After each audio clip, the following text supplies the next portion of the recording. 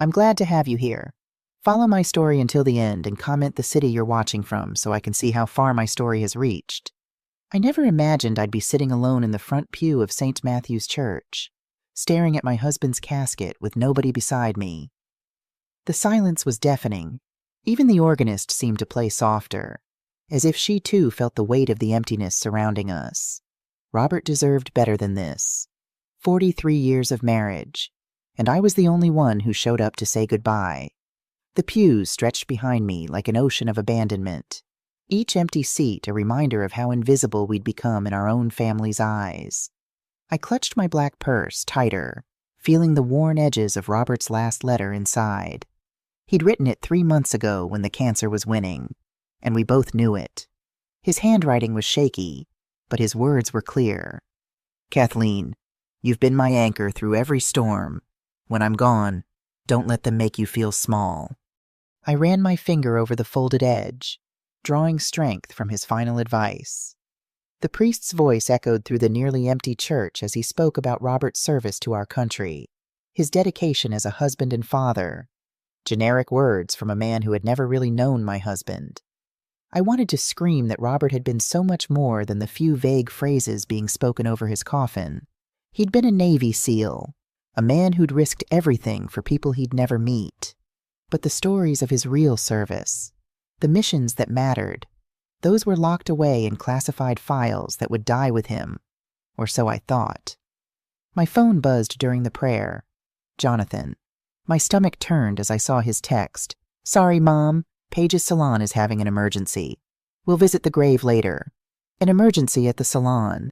My husband's funeral was happening, and my 38-year-old son couldn't tear himself away from his wife's beauty business. I turned the phone face down and tried to focus on the priest's words, but the anger was building in my chest like steam in a pressure cooker. Robert had always made excuses for Jonathan. He's finding his way, Katie. Give him time. But time had run out, and Jonathan was still the same selfish man he'd become after marrying Paige 5 years ago. She'd transformed my sweet, albeit immature son into someone I barely recognized, someone who could miss his own father's funeral for a business crisis that probably involved nothing more than a broken nail dryer. The service lasted 47 minutes. 47 minutes to honor a man who dedicated 26 years to military service and 43 years to our family. As the funeral director wheeled Robert's casket toward the hearse, I followed alone, my heels clicking against the marble floor with a sound that seemed to echo my isolation. At the cemetery, the military honor guard performed their duties with crisp precision. 7 Marines in dress blues, their movements synchronized like a sacred dance. When they handed me the folded flag, the lead Marine looked into my eyes and said, On behalf of a grateful nation, we thank your husband for his faithful service. A grateful nation. If only our son felt the same gratitude. I drove home to our small house on Maple Street in complete silence. Robert's coffee mug still sat in the sink from his last morning 3 months ago, before the hospital became his final battlefield. I hadn't moved it. Couldn't move it. Some days I'd catch myself making 2 cups of coffee, muscle memory refusing to accept that he was gone. The house felt enormous and suffocating at the same time. Every corner held memories. Robert reading his military magazines in his recliner, working in his small office on what he called paperwork, though he never shared details. Just tying up loose ends, sweetheart, he'd say when I'd ask. I was heating up a leftover casserole when Jonathan finally called. No apology, no explanation for missing the funeral. Just, hey, Mom, how did everything go today? How did everything go? I wanted to ask him how he thought it went. I wanted to tell him that his father was buried by strangers, that the man who'd raised him deserved better than a son who prioritized a failing beauty salon over saying goodbye. Instead, I said, It was beautiful. Your father would have been proud. The lie tasted bitter in my mouth. Good, good. Listen, I need to talk to you about something important. Can I come over tomorrow? Something in his tone made my stomach clench. Jonathan only used that particular voice when he wanted something, usually money. What's this about just some things Dad left behind? Nothing urgent, but we should probably go through his stuff together. Robert's stuff. As if 43 years of marriage and military service could be reduced to stuff that needed sorting through. "Jonathan, I just buried your father 6 hours ago. Can't this wait?" "Of course, of course. I'm just trying to help. Mom, I know this is hard for you. Hard for me. Not hard for him. Apparently not hard enough to show up when it mattered." After I hung up, I walked into Robert's small office and sat in his chair. The room smelled like his aftershave and the leather cleaner he used on his boots. His desk was meticulously organized, just like everything else in his life. Bills in one stack, personal correspondence in another, and in the bottom drawer, a locked metal box I'd never seen before. I'd never invaded Robert's privacy, never questioned his need for order and secrecy. Military men, especially ones like Robert, carried habits from their service years. But now, alone in the silence of our house, I wondered what secrets my husband had taken to his grave. The key was taped under the drawer, exactly where Robert would have put it hidden, but accessible. Inside the box, I found documents with official military seals, letters from the Pentagon, and photographs of Robert with men in suits I didn't recognize. But what caught my attention was a small velvet box containing Robert's Navy SEAL medal, the one Jonathan had asked about last month. "Dad's old medal," Jonathan had called it. "What's it even worth?" I told him it was priceless, that it represented his father's service and sacrifice. Jonathan had laughed. "Everything has a price. Mom, everything." Sitting there in Robert's chair, holding the medal that represented years of classified missions and unspoken heroism, I finally understood why my husband had been so protective of his past. Some things weren't meant to be measured in dollars and cents. Some things were sacred. But as I closed the box and locked it away, a chill ran down my spine. Jonathan was coming tomorrow to talk about Dad's stuff, and something told me this conversation would change everything between us forever. Sleep eluded me that night. I tossed and turned, haunted by the image of Robert's casket being lowered into the ground with only me to witness it. By 5 a.m., I gave up trying and made my way to the kitchen, where the morning light was just beginning to filter through the curtains Robert had hung years ago. Our home on Maple Street wasn't large or fancy, a modest 3-bedroom with a small yard that Robert had maintained with military precision. The mortgage was paid off 10 years ago, one of Robert's proudest accomplishments. "No debt, Katie," he'd say. "That's how we stay free." Freedom. Robert understood its value better than most. He'd fought for it in places whose names he never shared, for people whose faces I'd never see. I made a single cup of coffee, caught myself reaching for his mug, then stopped. These small, painful adjustments were becoming my new routine, learning to live in singular instead of plural. The mantel in our living room held photographs chronicling our life together. Robert in his Navy uniform, standing tall and proud at his graduation, our wedding day, with me in a simple white dress and Robert looking at me like I was the most precious thing he'd ever seen. Jonathan's high school graduation, with Robert's hand on his shoulder, both smiling with the same crinkle around their eyes. Jonathan had been such a good boy, eager to please, quick to laugh, with Robert's sense of adventure, but not his discipline. When had he changed? I traced the timeline through the photograph's college graduation, where he still resembled the son we'd raised. His wedding to Paige, where something in his eyes had shifted, and then fewer photos after that, as if he was gradually disappearing from our family story. Paige Hall. I'd tried so hard to welcome her, this beautiful, ambitious woman who'd captured my son's heart, African American, with flawless skin and a smile that could light up a room when she chose to use it, which was increasingly rare around Robert and me. She had dreams of building her own beauty empire, starting with the salon she'd opened 3 years ago with a loan Jonathan had begged us to co-sign. Robert had hesitated.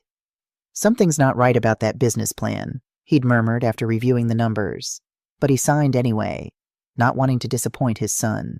Now I wondered if that salon was draining Jonathan's finances, driving his increasingly frequent requests for loans that never seemed to get repaid.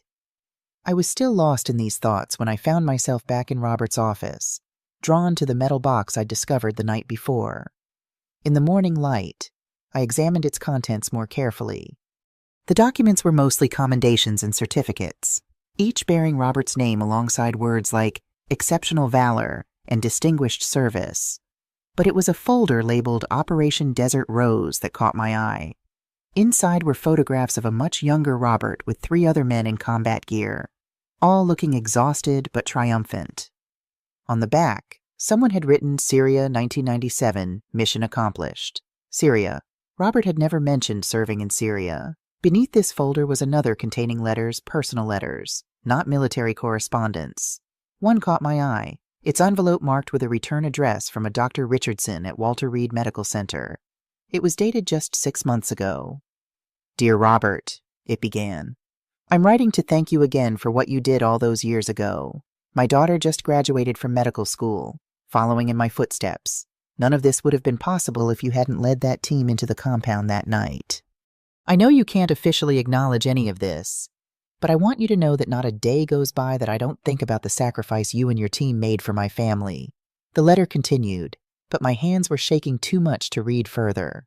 What compound, what sacrifice? I'd been married to Robert for 43 years, and there were entire chapters of his life I knew nothing about. The doorbell pulled me from these questions. Glancing at the clock, I realized it was already 10:30 a.m. Jonathan was early. I quickly replaced everything in the metal box, locked it, and slid it back into the drawer. Something told me I needed to keep these discoveries to myself, at least for now. Through the window, I saw Jonathan stepping out of his black BMW, an extravagant purchase he'd made last year, despite his complaints about struggling with the salon's finances. Beside him was Paige, looking immaculate in a cream-colored pantsuit, her dark hair pulled back in a sleek bun, designer sunglasses perched on her perfect nose. She didn't look like someone dealing with a business emergency. I straightened my simple black dress, suddenly conscious of how plain I must appear next to Paige's polished perfection. Then I remembered Robert's words from his letter, "Don't let them make you feel small." I squared my shoulders and opened the door. "Mom!" Jonathan hugged me, but it felt mechanical. He smelled of expensive cologne and something else, anxiety. Perhaps, "You look tired." "I just buried your father. Jonathan, of course I'm tired." He had the decency to look embarrassed. "Right. I'm really sorry about yesterday. The salon had a complete disaster." Paige stepped forward, air kissing my cheek and leaving behind the scent of an overpowering perfume. "Kathleen, honey, I'm so sorry we couldn't make it." One of the new girls flooded the entire back room. I was literally standing in 3 inches of water trying to save thousands of dollars of equipment. She said it like it was a natural catastrophe, like her beauty salon emergency was equivalent to losing a husband of 43 years. I forced a smile and led them into the living room, where Robert's recliner still held the impression of his body. "Coffee," I offered, though what I really wanted was to ask them to leave. "Actually, Mom, we can't stay long," Jonathan said, settling onto the couch beside Paige. "We just wanted to check on you, and, well, there's something we need to discuss. Here it comes," I thought. I could see it in the way Paige kept glancing at Jonathan, in the way he avoided my eyes. They'd practiced this conversation. "It's about Dad's things," Jonathan continued. "I know this is sensitive, but we need to be practical. There are some items that might have value, and with the funeral expenses and everything—" "What items?" I asked, though I already knew. Jonathan shifted uncomfortably. "Well, his military stuff, medals, uniforms, that kind of thing. I've been doing some research, and collectors pay good money for authentic military memorabilia." The blood in my veins turned to ice. "You want to sell your father's medals?" "Not all of them," Jonathan said quickly. "Just the valuable ones. That Navy SEAL medal, for instance. I found a collector online who's willing to pay $15,000 for it." 15,000. I sat there staring at my son, this man I'd raised, who was putting a price tag on his father's honor. "Jonathan, that medal represents years of your father's service. It's not for sale." Paige leaned forward, her voice honeyed with false sympathy. "Kathleen, I understand this is emotional, but you have to think practically. Robert is gone. God rest his soul, but you're still here. You have bills, expenses. That money could help secure your future." "My future is fine," I said sharply. "Is it?" Paige exchanged a look with Jonathan. Honey, this house is old. The roof needs work. The plumbing is ancient. What happens when you can't maintain it anymore? What happens when you need care? The manipulation was so transparent it was almost insulting. They were painting a picture of me as a helpless widow who couldn't manage without their intervention. But I'd been managing our household finances for 43 years while Robert was deployed or working. I knew exactly what our situation was. Besides, Jonathan added, it's not like Dad's around to miss it. And honestly, Mom, you never even knew what half of his military stuff was about. He never talked about that time in his life. That was true. And it stung because Jonathan knew it would. Robert had been protective of his military years, especially his time as a Navy SEAL. Classified was all he'd ever say when I asked about specific missions. But I'd learned to read between the lines, to understand that his silence wasn't about secrecy. It was about protection. He was protecting me from the weight of what he'd seen and done in service to our country. The medal stays, I said firmly. Paige's facade cracked slightly. Kathleen, be reasonable. It's just sitting in a box somewhere. At least this way it would serve a purpose. It already serves a purpose. It honors your father-in-law's service. A dead man's honor doesn't pay bills, Paige snapped, then immediately caught herself. I'm sorry, that came out wrong. I just mean that Robert would want you taken care of. Jonathan jumped in quickly. She's right, Mom. Dad was always practical. He'd want that medal to help you, not just collect dust. I looked at my son, really looked at him, and tried to find some trace of the boy I'd raised. But all I saw was a man who'd been corrupted by a woman who measured everything in dollar signs. When had Jonathan become someone who could stand in his father's house, 24 hours after his funeral, and try to sell his medals for cash? The answer is no, I said. And I'd like you both to leave now. Jonathan's face hardened. Mom, you're being emotional. This is exactly why Paige and I think it might be better if we handled Dad's affairs. You're not thinking clearly. I'm thinking more clearly than I have in years. Paige stood up, her voice turning sharp. Fine, but don't come crying to us when you're eating cat food and can't afford to heat this house. After they left, I sat in Robert's chair and cried for the first time since his diagnosis, not just for losing him, but for losing Jonathan, too. The son I'd raised was gone, replaced by a stranger who saw his father's sacrifice as a business opportunity. But as I wiped my tears, something hardened inside me. They thought I was just a grieving widow who could be manipulated and pushed around. They thought Robert's medals were just objects to be sold to the highest bidder. They had no idea what they were dealing with. I spent the rest of the day in a fog of grief and anger, moving through the house like a ghost. By evening, I found myself back in Robert's office, drawn again to the metal box that contained glimpses of my husband's secret life. This time, I read through the documents more carefully, letters from Pentagon officials, commendation reports, and that letter from Dr. Richardson that had startled me earlier. I read it in full now. Dear Robert, I'm writing to thank you again for what you did all those years ago. My daughter just graduated from medical school, following in my footsteps. None of this would have been possible if you hadn't led that team into the compound that night.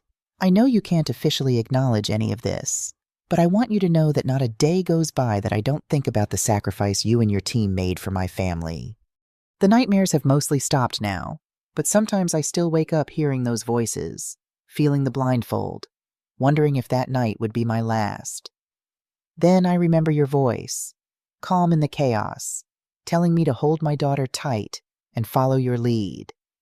26 years have passed, but I can still hear you saying, I'm getting you home, sir. Both of you. And you did.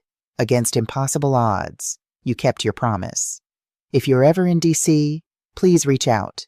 I'd be honored to shake your hand again, this time in the light of day rather than the darkness of that terrible place. With eternal gratitude, Dr. Thomas Richardson, Chief of Pediatric Surgery, Walter Reed National Military Medical Center. My hands trembled as I folded the letter. Robert had rescued this man and his daughter from some kind of hostage situation, had risked his life in a classified mission that he'd never been able to discuss. And Jonathan wanted to sell the medal that recognized this service for $15,000 to pay off credit cards. But there was something else in the box, something that made my breath catch. A letter dated just 2 months ago from someone called General Marcus Bennett. Robert, I hope this finds you well, though I understand from our last conversation that may not be the case.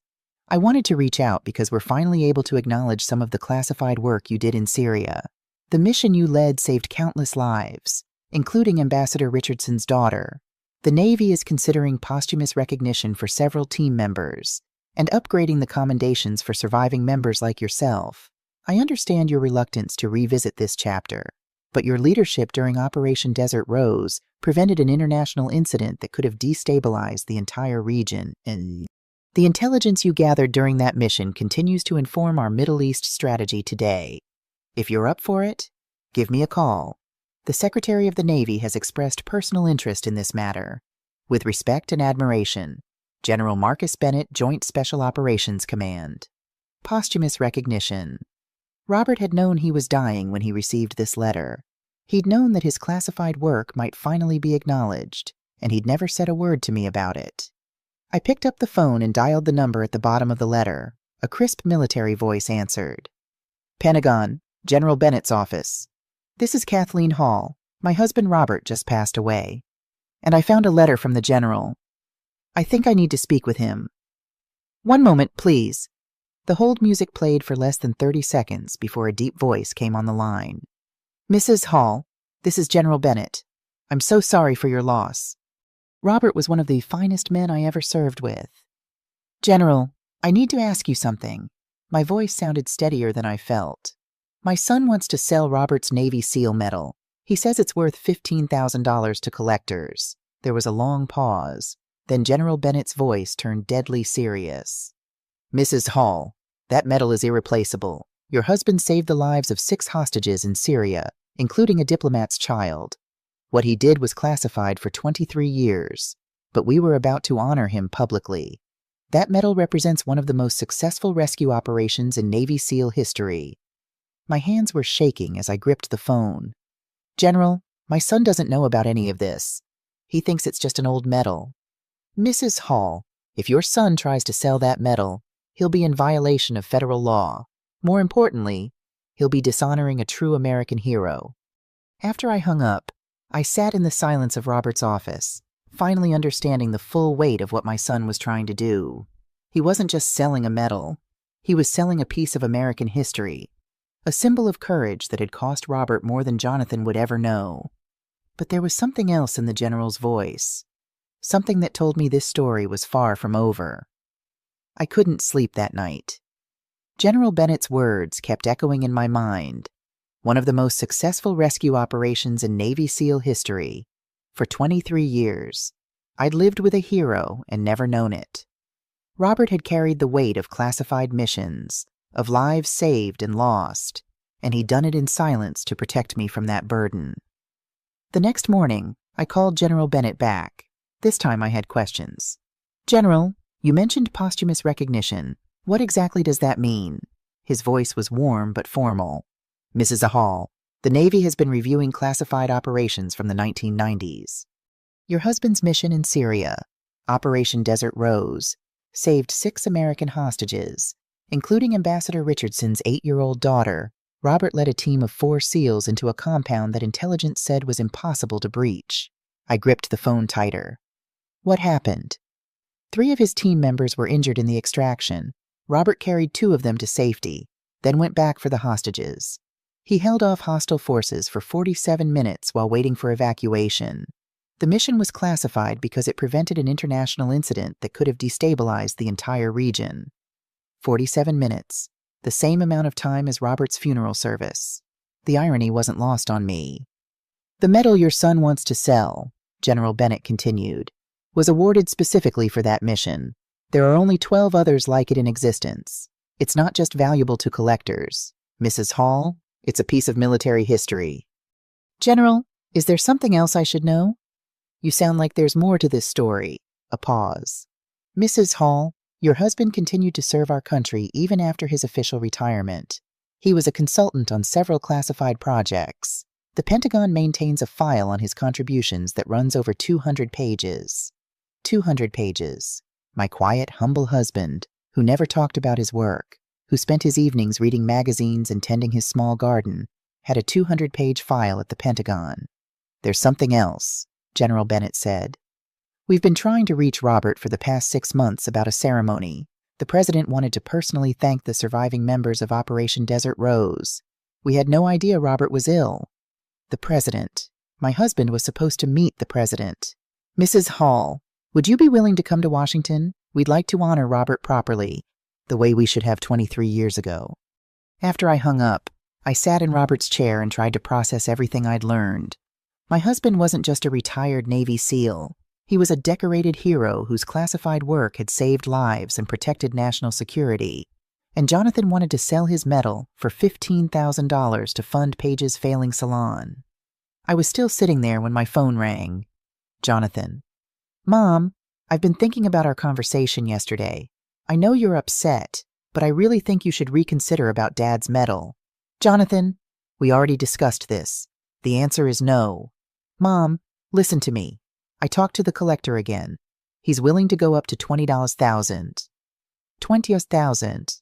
Jonathan had found someone willing to pay more, which meant he'd been shopping Robert's medal around like a used car. "Who is this collector?" I asked. "Just some guy who specializes in military stuff. He owns a shop downtown. Mom, this could really help us out." "Us, not me. Us." "Jonathan, what do you and Paige need $20,000 for?" A pause. "Well, the salon's been struggling, and we've got some credit card debt. Nothing serious, but this money could really help us get back on our feet." Credit card debt. My son wanted to sell his father's Medal of Honor to pay off credit cards that were probably maxed out on Paige's shopping sprees. "Jonathan, I need to tell you something about that medal." "What about it?" I almost told him about General Bennett, about Operation Desert Rose, about the president wanting to honor Robert. But something stopped me. Maybe it was the casual way Jonathan talked about selling his father's honor, or maybe it was the realization that my son had become someone I couldn't trust with the truth. "It means more to me than you realize." "Mom, Dad's dead. Keeping his medal in a box isn't going to bring him back." The coldness in his voice took my breath away. This wasn't grief talking. This was greed, pure and simple. "Jonathan, I'm going to ask you something, and I want you to be honest with me. Have you already sold the medal?" Silence, Jonathan. "Mom, I can explain." My heart stopped. "You sold it. I had to. Paige was about to lose the salon. The bank was going to foreclose next week. I didn't have a choice." Didn't have a choice. My son had stolen his father's Medal of Honor and sold it without my permission, and he didn't have a choice. "Jonathan, that medal wasn't yours to sell." "Mom, Dad's gone. You don't need it. And we needed the money. I thought you'd understand." "Understand, Jonathan. You stole from me." "I didn't steal anything. Dad was my father, too. I had just as much right to that medal as you did." "No, he didn't. Robert had left everything to me in his will. Jonathan had no legal right to anything in this house, including his father's medals.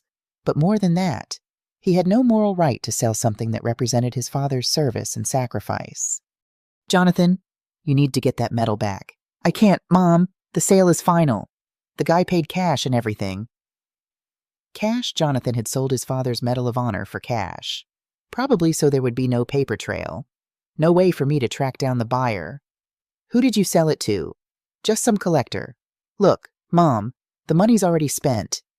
Paige saved the salon, and we paid off our debts. It's done." It's done. As if Robert's legacy could be erased with a simple transaction. "Jonathan, I want you to listen to me very carefully. That medal represented your father's service in a classified mission. He saved lives with what he did. American lives." "Mom, you're being dramatic. It was just a medal." Just a medal. My son had reduced his father's heroism to just a medal. "Jonathan, I need the name of the person who bought it." "Why, Mom?" "Just let this go. The money helped us, and Dad would have wanted that. Dad would have wanted his son to have integrity. Dad would have wanted his son to honor his service, not sell it to pay credit card bills. Jonathan, if you don't tell me who bought that medal, I'm going to call the police and report it stolen." "You can't do that. I'm your son." "Right now, You're a thief who stole from his own mother." The line went quiet for a long moment. When Jonathan spoke again, his voice was different, harder. "His name is Marcus Webb. He owns a shop called Military Treasures on 5th Street. But Mom, he paid fair market value. You can't just demand it back." After I hung up, I sat in the growing darkness of Robert's office and felt something I'd never experienced before: complete betrayal by my own child. Jonathan had not only sold his father's metal, he'd done it behind my back with no intention of telling me unless I'd figured it out myself. But he'd made one critical mistake. He'd assumed I was just a helpless widow who would accept his theft as a done deal. He had no idea that I now had the Pentagon on my side. I picked up the phone and called General Bennett again. "General, I need your help. My son sold Robert's metal to a collector named Marcus Webb." "Mrs. Hall?" General Bennett's voice turned steel cold. "That metal is government property. If Mr. Webb refuses to return it, he'll be in possession of stolen federal property." For the first time since Robert's funeral, I smiled. "General, what do we do next?" General Bennett moved faster than I'd expected. Within 6 hours of our phone call, he'd contacted the FBI's art crime team and initiated an investigation into the illegal sale of government property. But what surprised me most was his next call. "Mrs. Hall, I've been making some inquiries about your husband's financial situation. Did you know Robert was receiving a consultant's pension from the Pentagon?" I almost dropped the phone. "A what?" "Robert continued to work as a classified consultant for the Department of Defense until 2018. His pension should have been transferred to you automatically upon his death. We're talking about $400 per month. Mrs. Talbiji, $200 per month. For the past 3 months since Robert died, I'd been entitled to a military pension worth more than $50,000 annually, and I'd never known it existed." "General, why wasn't I notified? The pension office shows multiple attempts to contact Robert at this address. Did he handle all the household mail?" "He did. Robert had always sorted through our mail, handling what he called official correspondence in his office while giving me the bills and personal letters. I'd assumed it was just his military habit of organization, but now I realized he'd been protecting me from knowing about classified income streams." "Mrs. Hall, there's more. Robert's life insurance policy through the military was separate from any civilian policies. You're entitled to $250,000 in death benefits." $250,000. I sat down hard in Robert's chair, trying to process what General Bennett was telling me. My husband had left me financially secure, and I'd been worrying about money while Jonathan sold his metals to pay off credit cards. "General, I had no idea any of this existed. Your husband was a very private man when it came to his military affairs. But Mrs. Hall, here's what concerns me. If Jonathan had access to Robert's mail, he might know about these benefits." The blood drained from my face. Jonathan had been helping me sort through Dad's paperwork for months. He'd volunteered to handle the complicated stuff while I dealt with my grief. Had he been intercepting my mail? Had he known about Robert's Pentagon pension while convincing me to sell the house because I couldn't afford to maintain it? "General, I need to ask you something. Could Jonathan legally claim any of these benefits?" "Absolutely not. Robert's will designated you as sole beneficiary of all military benefits. But Mrs. Hall, if someone has been intercepting your mail and forging your signature..." I thought about Jonathan's sudden eagerness to help with paperwork, his insistence that I didn't need to worry about the complicated financial stuff. I thought about Paige's expensive clothes and their new BMW. Had they been living off money that should have been coming to me? "General, what do I need to do first?" "We're going to get that metal back. I've already contacted Marcus Webb's shop. When he learns that metal is classified government property involved in a federal investigation, he'll return it immediately. Second, we need to secure your pension and death benefits. And third," his voice hardened, "if your son has been committing mail fraud and identity theft, he's going to face federal charges." After I hung up with General Bennett, I did something I should have done months ago. I drove to the post office and spoke with our mail carrier, Janet, who'd been delivering to our neighborhood for 15 years. "Oh, honey," Janet said when I explained the situation. "Jonathan has been picking up your mail for months. He said you were too grief-stricken to handle it yourself. He showed me a note saying you'd authorized him to collect everything addressed to you or Robert. A note. Jonathan had forged a note authorizing himself to intercept my mail." "Janet, I never wrote any note. Jonathan has been stealing my mail. Her face went pale. Mrs. Hall, I'm so sorry. I thought I was helping. He seemed so concerned about you. When I got home, I went straight to Robert's office and started searching through his filing system more thoroughly. In a folder marked Insurance, I found documents that made my hands shake. Jonathan had filed a claim for Robert's military life insurance, listing himself as the beneficiary, quietest. The claim was for $250,000, and it had been approved 3 weeks ago. Jonathan had stolen my husband's death benefits. I called General Bennett immediately. Mrs. Hall, what you're describing is a federal felony, mail fraud, insurance fraud, identity theft. If Jonathan cashed that check, he's looking at up to 20 years in federal prison. 20 years my son could spend the next 20 years in prison because he'd chosen greed over integrity. General, what happens now? I'm going to connect you with Agent Sarah Chen from the FBI's White Collar Crime Division. She specializes in cases like this. But Mrs. Hall, I need you to understand something. Once we open this investigation, there's no going back. If Jonathan has committed these crimes, he will be prosecuted to the full extent of the law. I thought about Jonathan missing his father's funeral for Paige's salon, emergency. I thought about him trying to sell Robert's Medal of Honor for $20,000. I thought about him calling Robert's service just a medal and telling me I was being dramatic for wanting to preserve my husband's legacy. General, my son made his choice when he decided to steal from his own father's memory. Agent Chen called me within 2 hours. Her voice was crisp, professional, and completely unsympathetic to Jonathan's situation. Mrs. Hall, we've frozen the fraudulent insurance claim. The money is being held pending investigation. We've also issued a federal warrant for the return of your husband's medal. Marcus Webb has already agreed to cooperate fully with our investigation. What about Jonathan? We'll be interviewing him tomorrow morning. If he's smart, he'll get a lawyer. That evening, as I sat in Robert's chair, reading through documents I'd never seen before commendations, classified mission reports that had been declassified for my review, letters from grateful families whose loved ones Robert had saved, my phone rang. It was Paige. Kathleen, we need to talk. Jonathan is panicking about some federal agents who want to interview him. What did you do? What did I do? I almost laughed at the audacity. I reported the theft of my husband's Medal of Honor and the fraud committed against his estate. Fraud, Kathleen. Jonathan was trying to help you. You're being vindictive because you're grieving.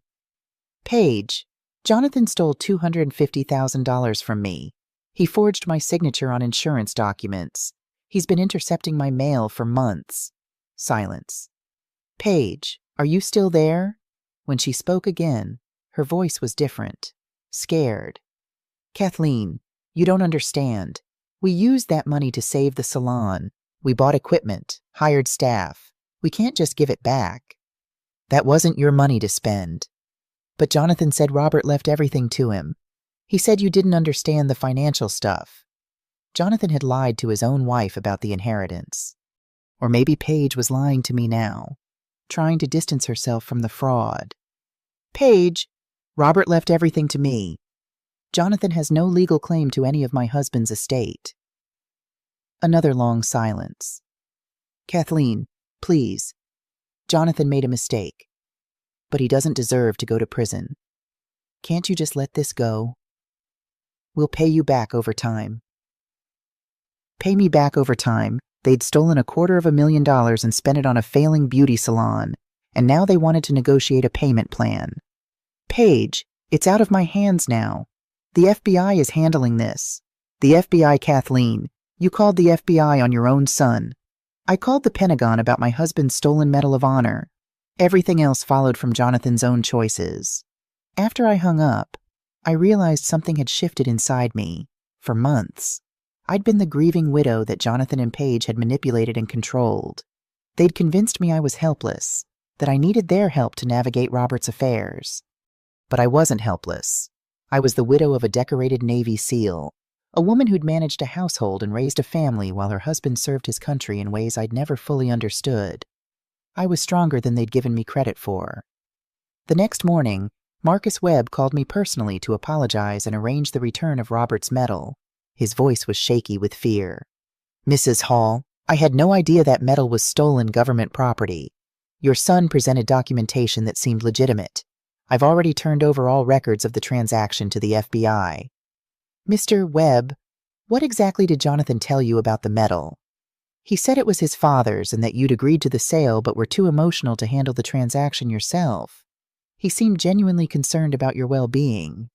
Even to strangers, Jonathan had painted me as an incompetent widow who couldn't handle her own affairs. But his lies were about to catch up with him.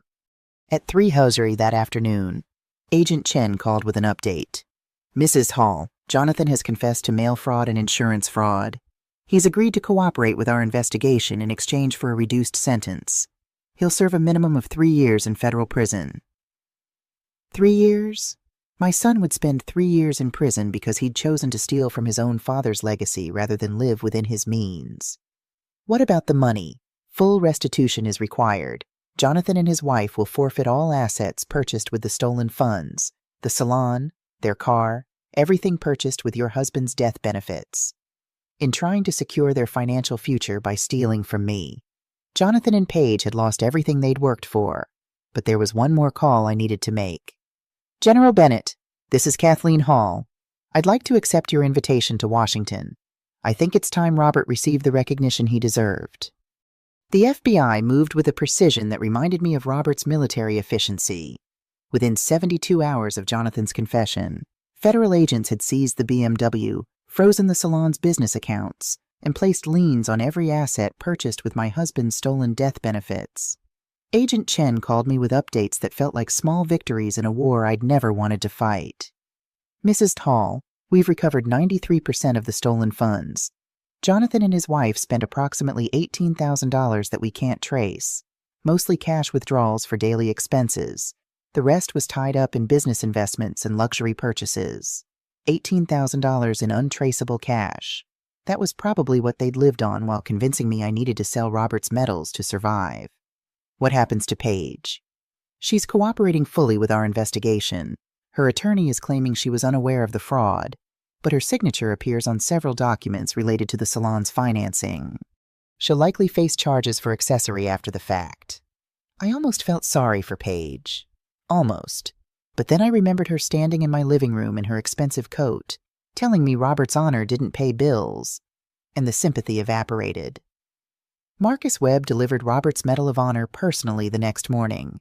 He was a small, nervous man in his 60s who kept apologizing and explaining how he'd been completely deceived by Jonathan's documentation. Mrs. Hall, I've been in this business for 32 years, and I've never been involved in anything like this. Your son presented me with what appeared to be legitimate estate documents. He even had a notarized letter of authorization. A notarized letter. Jonathan had gone to significant lengths to make his theft appear legal.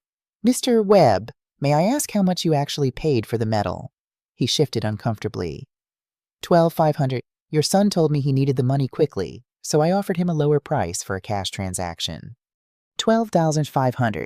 Jonathan had told me the collector was paying $20,000, but he'd actually sold it for $12,500. He'd lied about the sale price, probably planning to pocket the difference. Mr. Webb, did my son seem knowledgeable about the metal's history? Not at all. He referred to it as Dad's old Navy thing, and seemed surprised when I explained its significance. He hesitated. Mrs. Hall, if it helps, I never would have purchased that metal if I'd known it represented such an important mission. After Mr. Webb left, I held Robert's medal in my hands for the first time since I discovered it in his office. The weight of it felt different now that I knew the story behind it. This wasn't just metal and ribbon. It was proof that my husband had risked everything to save innocent lives. General Bennett called that afternoon with news that made my heart race. Mrs. Hall, I've spoken with the Secretary of the Navy. We'd like to hold a special ceremony to honor Robert and the other members of Operation Desert Rose. 3 of his teammates are still alive, and they've agreed to attend. General, you mentioned survivors. What happened to the others? His voice grew solemn. 2 team members died in combat operations years later. Robert was the last surviving member of the original team until his passing. Mrs. Hall, your husband carried the memory of that mission and the responsibility for his fallen teammates for over 20 years. 20 years of carrying that weight in silence. I thought about Robert's quiet evenings, his reluctance to talk about his military service, his insistence on handling official correspondence himself. He'd been protecting me from the burden of his classified past while dealing with survivor's guilt and the isolation that came with classified service. General, there's something else I need to tell you. I've been going through Robert's papers more thoroughly, and I found correspondence about other missions. What kind of correspondence? I pulled out a folder I'd discovered hidden behind Robert's filing cabinet. Letters from families thanking him for saving their sons and daughters. Photos from reunions with people he served with. General, there are dozens of them. Mrs. Hall, your husband never talked about those letters with his Pentagon contacts. He was remarkably humble about his service record. Humble? That was Robert. While Jonathan was trying to profit from his father's single Medal of Honor, Robert had quietly maintained relationships with dozens of people whose lives he'd touched during his military career.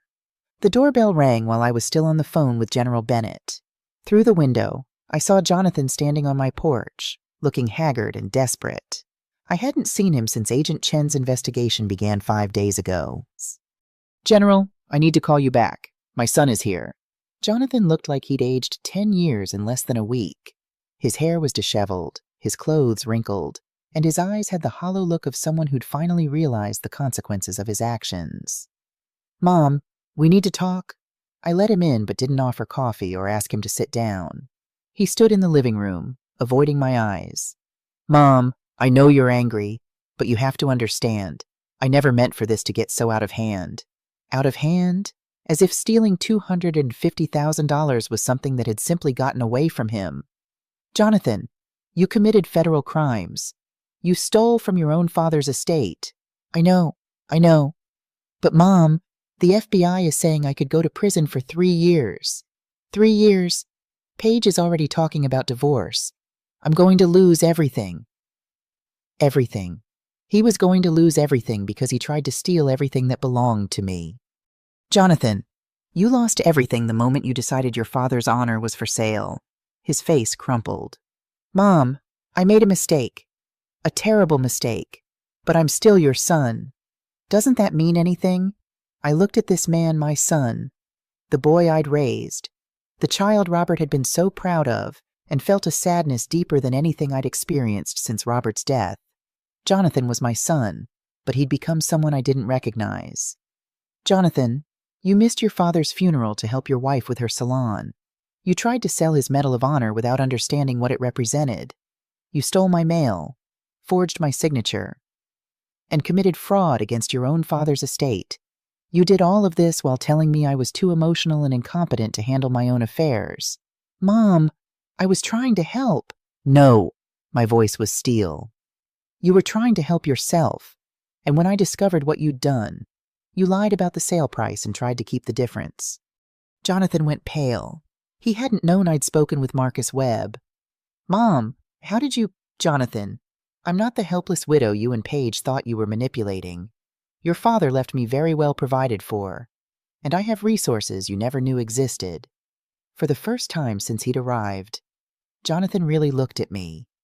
I could see him processing the changes. My posture was straighter, my voice was stronger, and I was speaking to him like an equal instead of a child seeking approval. Mom, what resources? Your father was receiving a consultant's pension from the Pentagon worth over $50,000 annually. He left me a death benefit worth $250,000, the same money you stole. And General Bennett has informed me that as the widow of a decorated Navy SEAL with a classified service record, I'm entitled to additional benefits and support. Jonathan sank into Robert's chair, his face white with shock. Mom, I didn't know about any of that. You didn't know because you didn't ask. You assumed Robert was just a regular veteran with a few old medals. You never bothered to learn about his actual service record or what his sacrifice meant. What do you mean, sacrifice? I pulled out the folder of letters and photos I'd been showing General Bennett. Your father saved lives, Jonathan, not just in Syria, but throughout his career. These are letters from the families of people he rescued, photos from reunions with teammates whose lives he saved. Your father was a hero, and you tried to sell his legacy for $20,000 to pay off credit cards. Jonathan read through several letters, his hands shaking. When he looked up at me, Tears were streaming down his face.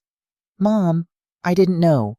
If I'd known what that medal really meant, Jonathan, it shouldn't have mattered what it meant to anyone else. It should have mattered what it meant to your father." He wiped his eyes with the back of his hand. "Mom, is there anything I can do? Any way to make this right?" I thought about that question for a long time before answering. "Jonathan, you're going to prison for 3 years. That's the consequence of your choices. When you get out, you'll have to rebuild your life from nothing. But if you want to make this right, you can start by learning who your father really was." I handed him the folder of letters and photos. "Read these, all of them. Learn about the man whose legacy you tried to sell. And when you get out of prison, maybe we can talk about what it means to honor his memory." Jonathan clutched the folder against his chest and nodded. "Mom, will you visit me?" I looked at my son, this broken man who'd lost everything because of greed and poor judgment, and felt my heart soften just slightly. "Jonathan, you're still my son, but trust is earned, and you have a long way to go." After he left, I called General Bennett back. "General, I'm ready for that ceremony." It's time the world knew what kind of man Robert Hall really was. The Pentagon ceremony took place on a crisp October morning, exactly 3 months after Robert's lonely funeral at St. Matthew's Church. As I walked through the corridors of the world's most powerful military headquarters, wearing the navy blue dress I'd bought specifically for this occasion, I felt Robert's presence beside me in a way I hadn't since his death. General Bennett met me in the reception area, his dress uniform pristine and his manner both formal and warm. "Mrs. Hall, you look beautiful. Robert would be so proud." "General, I still can't quite believe this is happening. Mrs. Hall, this ceremony is 23 years overdue. Your husband deserved recognition while he was alive to receive it." The ceremony was held in the Pentagon's Hall of Heroes, a sacred space lined with portraits of Medal of Honor recipients. As I entered the hall, I saw 3 men in dress uniforms standing at attention near a display that made my breath catch. Robert's military portrait, enlarged and mounted on an easel, showed him as a young Navy SEAL with serious eyes and a slight smile. Beside it, a plaque detailed Operation Desert Rose and Robert's role in saving 6 American hostages. "Mrs. Hall," General Bennett said softly, "I'd like you to meet Robert's teammates." The 3 survivors of Operation Desert Rose stepped forward, and I was struck by how much they resembled Robert, not physically, but in their bearing, their quiet dignity, their respectful attention to protocol. "Ma'am, I'm Colonel James Ramirez," the first man said, extending his hand. "Robert saved my life in Syria. I've carried shrapnel in my leg for 23 years, and every morning when I wake up, I think about how your husband carried me 300 yards to the extraction point while under fire." The second man, introduced as Lieutenant Colonel William Drake, had tears in his eyes. "Mrs. Hall, Robert and I served together for 8 years. He was the finest man I ever knew. When I heard what happened with your son, ma'am, I want you to know that the entire Navy SEAL community stands with you."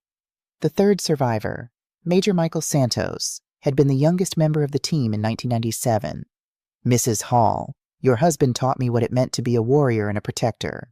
Everything I accomplished in my career, I owe to Robert's example." As we stood in that hallowed space, surrounded by the portraits of America's greatest military heroes, I finally understood the full weight of what Robert had carried in silence. He hadn't just been my husband, Jonathan's father, or even just a decorated veteran. He'd been a leader, a mentor, and a guardian whose influence had shaped the lives of countless people. The ceremony began with a military honor guard presenting colors. As the American flag was raised and the national anthem played, I thought about Robert's empty funeral and felt a profound sense of justice being served. This was how a hero should be honored with dignity, respect, and recognition for service that went far beyond personal glory. General Bennett delivered a speech that revealed details about Operation Desert Rose that had been classified for more than 2 decades. In September of 1997, a diplomatic convoy was attacked in Syria. 6 Americans, including an 8-year-old girl, were taken hostage by a terrorist cell that demanded the release of prisoners from Guantanamo Bay. The situation was considered politically impossible. Any official military response would have caused an international incident. He paused, letting the weight of the political complexity settle over the audience. Robert Hall volunteered to lead an unofficial rescue mission. The Pentagon could not acknowledge the operation. If the team was captured or killed, the United States government would deny their existence. Robert understood that he was risking not just his life, but his identity, his legacy, and his family's future. I gripped the program in my hands, understanding for the first time why Robert had never spoken about this mission. He'd risked everything, including the possibility that I might never know what happened to him. The mission succeeded because Robert Hall demonstrated leadership under fire that exemplified the highest traditions of the United States Navy. When his team came under attack during the extraction, he held defensive positions for 47 minutes while waiting for evacuation. 2 of his teammates were wounded, and Robert carried them both to safety before returning for the hostages. 47 minutes, the same length of time as Robert's funeral service, which I'd attended alone while his heroic past remained hidden from the world. The 8-year-old girl Robert saved that night grew up to become Dr. Sarah Richardson, who currently serves as a pediatric surgeon at Walter Reed Medical Center. She saved hundreds of children's lives, carrying forward the gift Robert gave her 23 years ago. A young woman in a military dress uniform stepped forward from the audience. She was in her early 30s with serious eyes that reminded me of Robert's intense focus.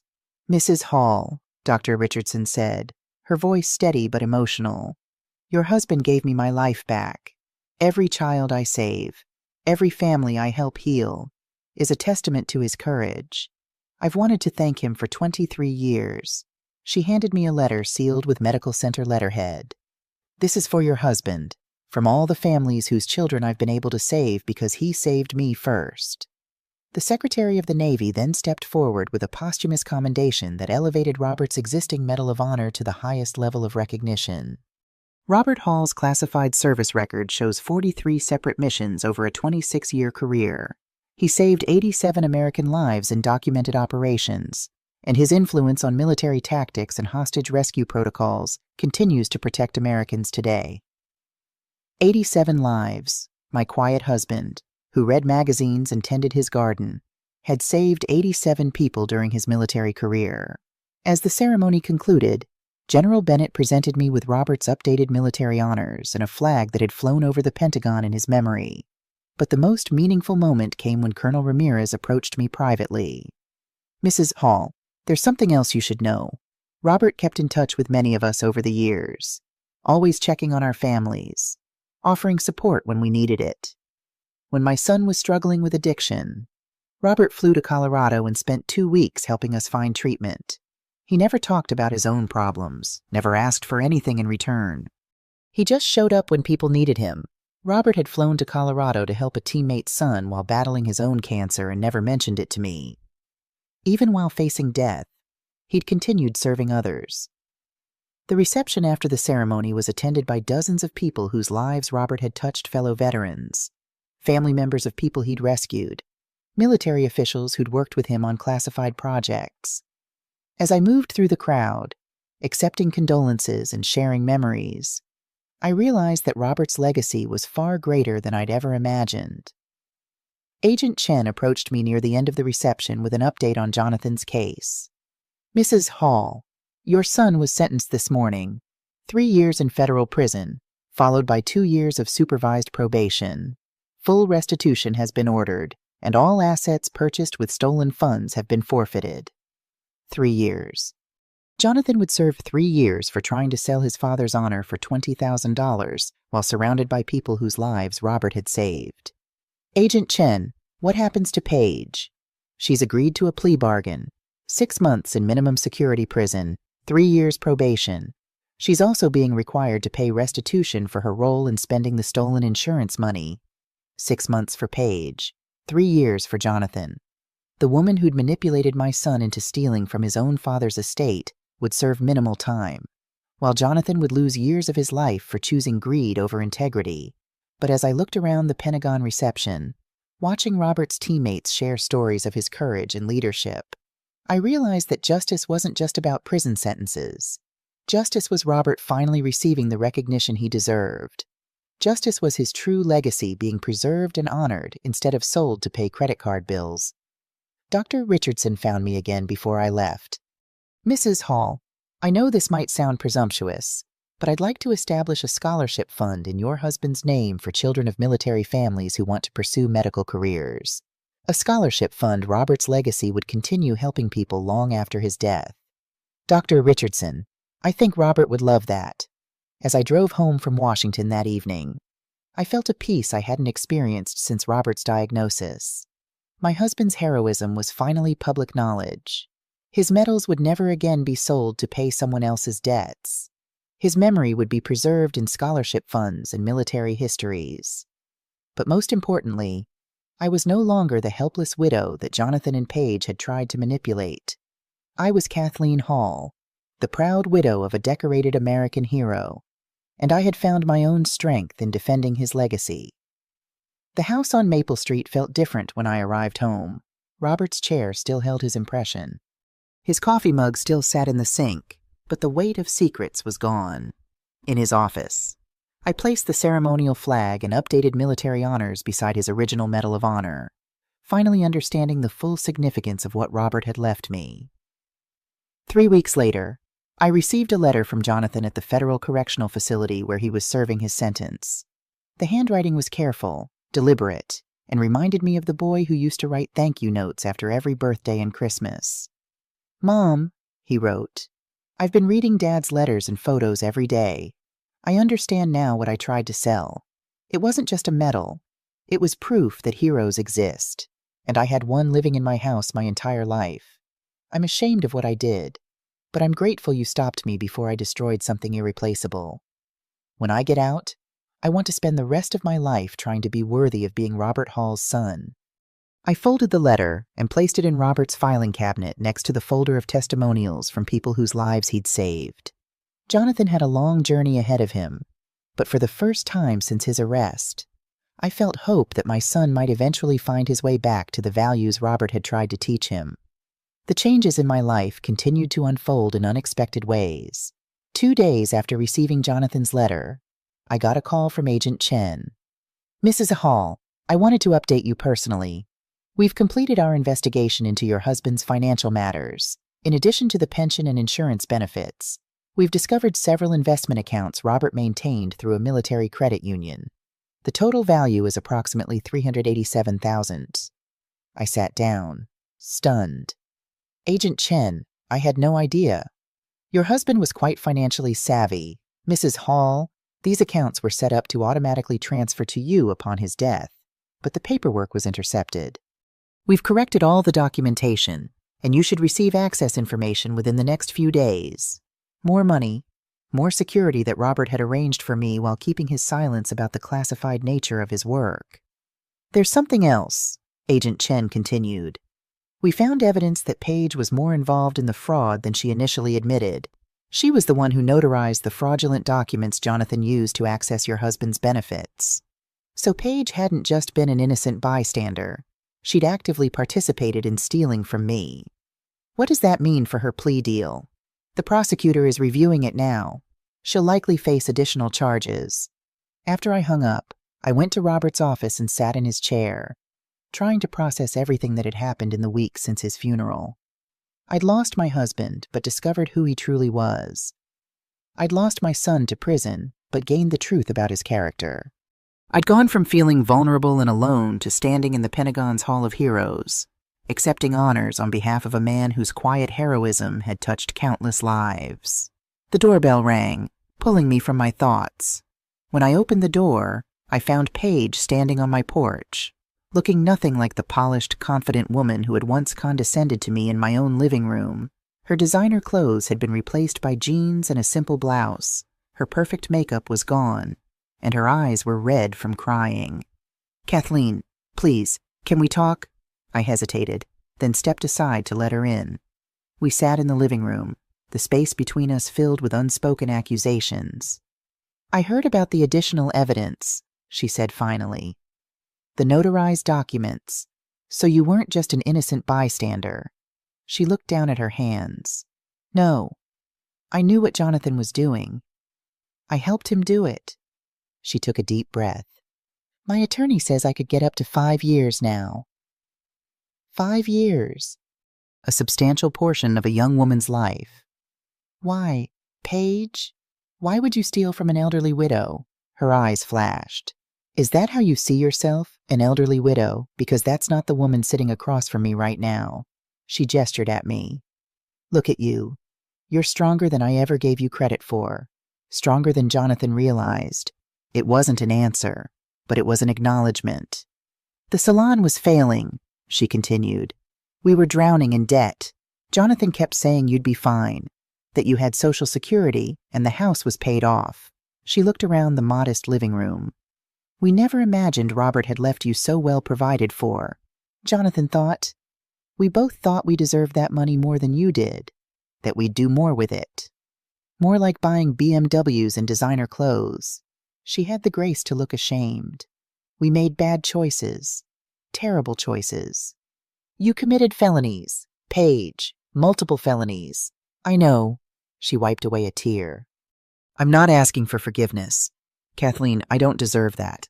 I wanted you to hear it from me. That I'm sorry. That I know what we did was wrong. I studied this woman who had helped tear my family apart. Part of me wanted to send her away, to let her face the full consequences of her actions without a word of comfort. But another part, the part that had been married to Robert for 43 years, knew what he would say in this moment. Robert believed in second chances, I said finally. He believed people could change if they truly wanted to. Hope flickered in her eyes. I can't make your legal problems disappear, Paige, and I won't lie. It will take a very long time before I could ever trust you again. But I won't stand in the way if the prosecutor offers you another plea deal. Thank you, she whispered. That's more than I deserve. As she stood to leave, she paused at the door. Jonathan was right about one thing. Robert was a hero, just not in the way we thought. She gave me a sad smile. You were lucky to have him. Yes, I said simply. After she left, I returned to Robert's office and looked at the growing collection of memorabilia that told the true story of his life, the medals, the commendations, the letters from people whose lives he'd touched. In one corner sat a small box of Jonathan's childhood drawings and school projects that Robert had kept all these years. I picked up a crayon drawing Jonathan had made in 2nd grade. My dad the hero, the childish scrawl proclaimed above a stick figure wearing what was presumably a Navy uniform. Jonathan had known, even then, that his father was special. Somewhere along the way, he'd forgotten. The phone rang, interrupting my thoughts. It was General Bennett.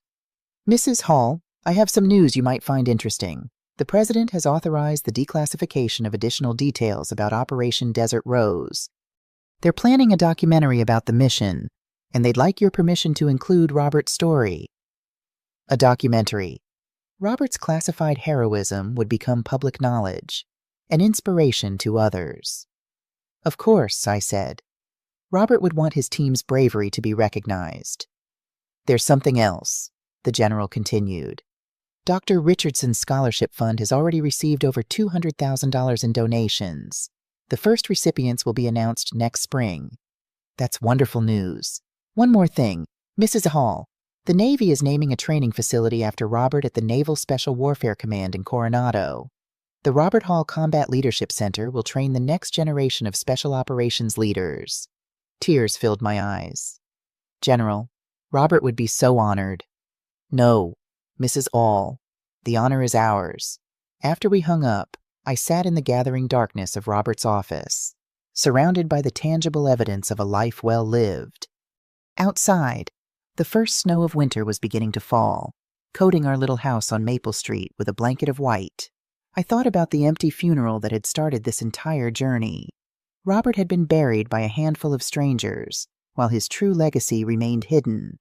But sometimes the most important battles are fought quietly, in the spaces between public recognition and private honor. Robert had spent his life protecting others without seeking glory. Now, finally, the world would know what I'd always suspected, that I'd been married to a hero who measured his worth not in medals or money, but in lives saved and promises kept. and I was his widow, which made me stronger than anyone had realized. The next day brought another unexpected development. Agent Chen called early in the morning, her voice tense with new information. "Mrs. Hall, we've discovered something concerning. In our investigation of Jonathan and Page's finances, we found evidence of a larger scheme. It appears they've been targeting other military widows and elderly veterans." I gripped the phone tighter. "What do you mean, targeting?" "They were running a financial services side business through the salon. Page would identify vulnerable clients, usually older women whose husbands had military backgrounds, and refer them to Jonathan for investment advice. He would then convince them to sign over control of their finances." My stomach turned. What Jonathan and Page had done to me wasn't an isolated incident driven by desperation. It was part of a pattern. "How many people are we talking about?" "We've identified 7 victims so far, with combined losses exceeding $800,000. The oldest victim is an 86-year-old former Navy nurse whose husband served in Vietnam. She lost her entire retirement savings." I closed my eyes, trying to process this new betrayal. "Agent Chen, what happens now?" "Additional charges will be filed. Jonathan is looking at a significantly longer sentence, potentially 8 to 10 years. Page as well, given her role in identifying and grooming the victims." 8 to 10 years. My son could spend a decade in prison for systematically preying on people like me, elderly women who had already lost so much. "Is there anything I can do for these other victims?" "Actually, yes. We're building a case, and your testimony could be powerful. Would you be willing to speak with some of the other victims? Your experience might help them understand they're not alone, that they didn't do anything wrong." I thought about those women, sitting alone in their homes just as I had, wondering how they could have been so blind, so trusting. "Of course, anything I can do." After hanging up, I sat at the kitchen table, staring at the snow falling outside. The betrayal felt fresh again, deeper now that I understood the full scope of Jonathan and Page's deception. It wasn't just about money. It was about exploiting vulnerability, about seeing grief as an opportunity. The phone rang again. It was Marcus Webb from the military memorabilia shop. "Mrs. Hall, I'm calling because something odd happened this morning. A young woman came into my shop asking about Navy SEAL medals, specifically ones from Operation Desert Rose." My heart skipped. "What did she look like?" "Tall, African American, very well dressed. Said her name was Carmen but wouldn't give a last name. When I told her I'd recently handled a medal from that operation but had returned it to its rightful owner, she seemed very interested in your name and address." Page had sent someone to try to locate Robert's medal again. Even facing prison time, she was still plotting. "Mr. Webb, did you give her my information?" "Absolutely not. Mrs. Hall, after what happened with your son, I'm extra careful." But she seemed determined. "Said something about the medal being part of a family dispute and that she represented the rightful heir." "Thank you for the warning. Mr. Webb." I called Agent Chen immediately to report the incident. She promised to look into it and suggested I be extra vigilant about security at the house. That evening, as I was sorting through more of Robert's papers, I heard a car pull into my driveway. Through the window, I saw a sleek black sedan I didn't recognize. A tall, elegant woman emerged exactly as Marcus Webb had described. Instead of fear, I felt a strange calm settle over me. I was done being manipulated and intimidated in my own home. I opened the door before she could ring the bell. "Can I help you?" She seemed startled by my directness, but recovered quickly, flashing a practiced smile. "Mrs. Hall, I'm Carmen Washington, a family friend of Jonathan and Page. I was hoping we could talk." "About what?" "About this unfortunate situation. I believe there's been a misunderstanding that spiraled out of control." I stepped aside to let her in, curious to hear what story she'd been given. We sat in the living room, where she glanced around with poorly disguised assessment, as if cataloging the value of everything she saw. "Mrs. Hall, Jonathan asked me to speak with you. He feels terrible about what's happened and wants to make things right. By sending you to look for his father's medal again." Her eyes widened slightly, the only indication that I'd caught her off guard. "I don't know what you mean." "You visited Military Treasures this morning, asking specifically about Operation Desert Rose medals." She shifted strategies seamlessly. Jonathan's concerned about family heirlooms that might have sentimental value.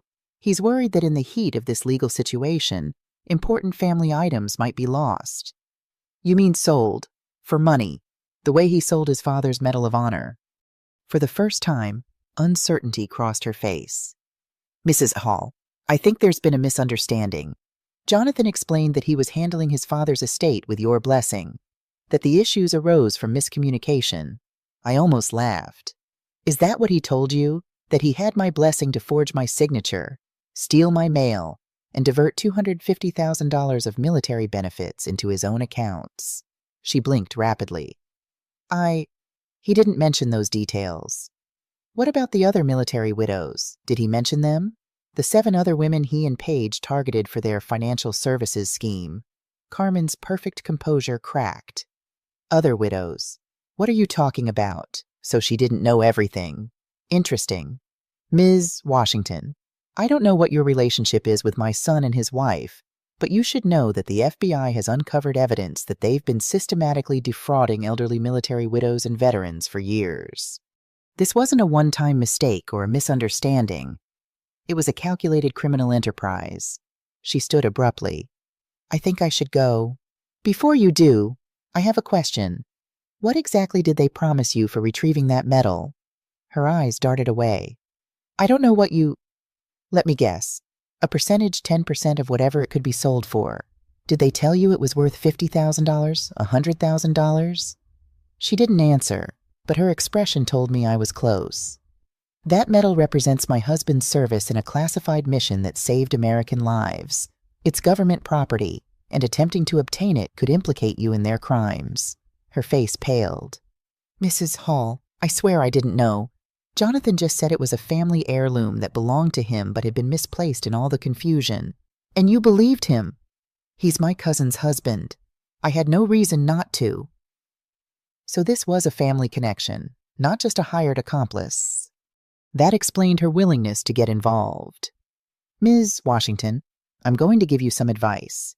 Contact Agent Sarah Chen at the FBI's White-Collar Crime Division. Tell her everything Jonathan asked you to do. If you cooperate now, before you've actually committed any crimes, you'll likely avoid charges. She nodded, visibly shaken. I'm so sorry. I never would have come if I'd known. After she left, I called Agent Chen again to report the visit. She thanked me for the information and confirmed they would follow up with Carmen Washington.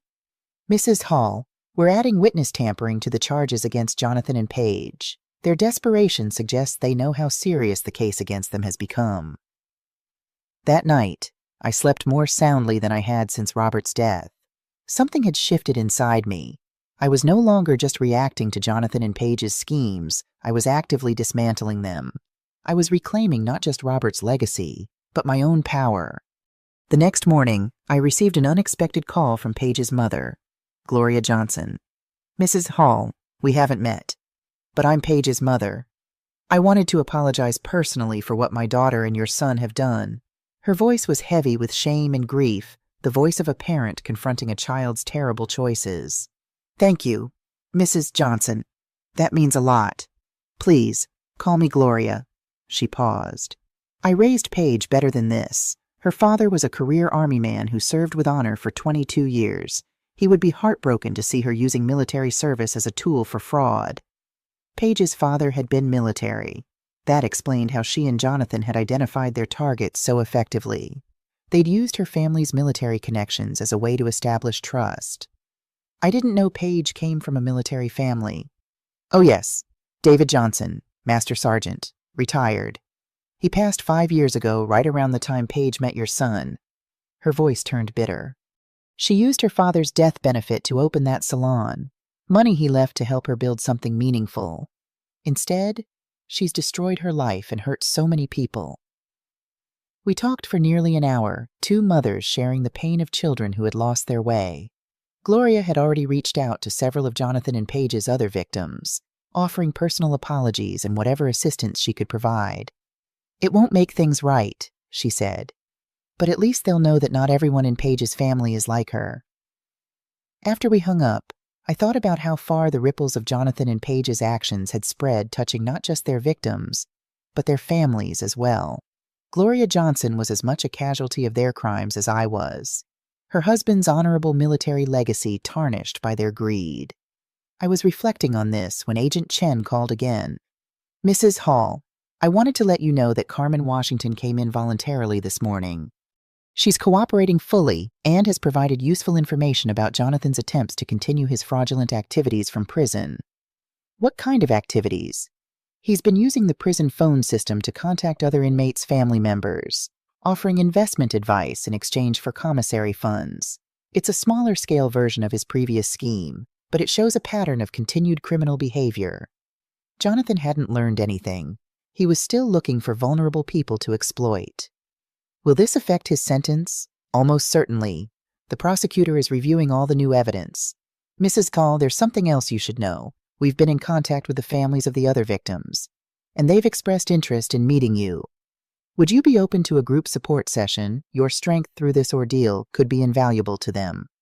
My strength. Just months ago, I'd been the grieving widow sitting alone at a funeral. Now I was being asked to help others find their own resilience. "I'd be honored to meet them." "Good.